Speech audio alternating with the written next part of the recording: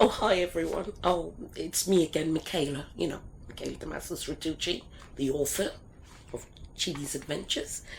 Guess what? I do hope you've all been able to get your hands on Chili and the Antelope. His many adventures, there's Chili, of course. Oh, it leads him to something else. It's the private diary of his uncle.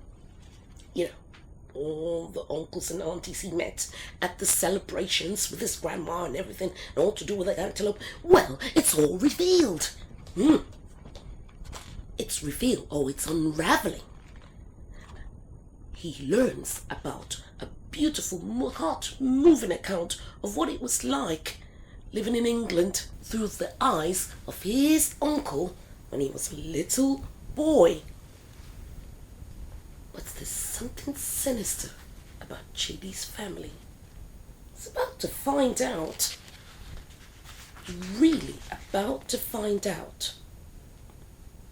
I'm going to read you a passage. He smiled at the text message. Arrived from London. It was from his family. Hi, Dad. Got your messages? How is everyone? Sorry for the long delay. We had to wait for our next pocket money to top up our phone credit. See you soon, read the text message. But back in Asaba in Nigeria, far, far away, Chili had a difficult time deciding what to do with his uncle's diary. Yes, there was a diary. He had dropped it, that's his uncle that is, while at Chili's home. Chili left a message on his uncle's phone to let him know about the diary. Meanwhile, Chili got another text message from the king. Help!